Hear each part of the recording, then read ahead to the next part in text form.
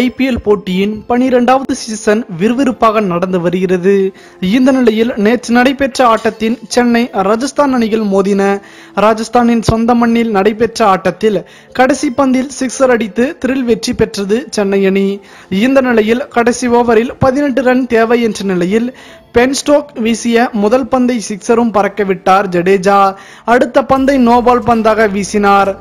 Free hit பாலில் ஆடுமுனையில் நின்ற தோனி 2 ஓட்டம் மட்டுமே பெற்று பென் ஸ்டோக் வீசிய அடுத்த பந்தில் போல்டாகி வெளியேறினார். 4 பந்துகளில் 8 ரன்கள் வேண்டிய நிலையில் நியூசிலாந்து வீரர் சாட்னர் பேட் செய்ய வந்தார். பென் ஸ்டோக் வீசிய 3வது பந்து சாட்னர் தோள்பட்டைக்கு மேல் சென்றது. இதனால் மெயின் அம்பையர் நோபாலாக அறிவித்தார். ஆனால் பென் ஸ்டோக் வீசிய பந்து நோபால் இல்லை என லெக் அம்பையர் அறிவித்தார்.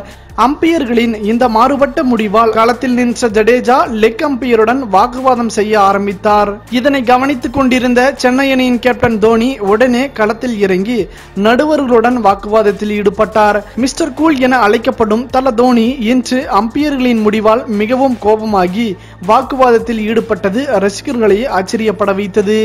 என்னதான் வாக்குவாதம் செய்தாலும் லெக் அம்பையர் தனது முடிவை மாற்றிக் கொள்வதாக இல்லை. ஒரு வழியாக கடைசி பந்தில் சிக்ஸர் அடித்து சென்னை அணி த்ரில் வெற்றி பெற்றது.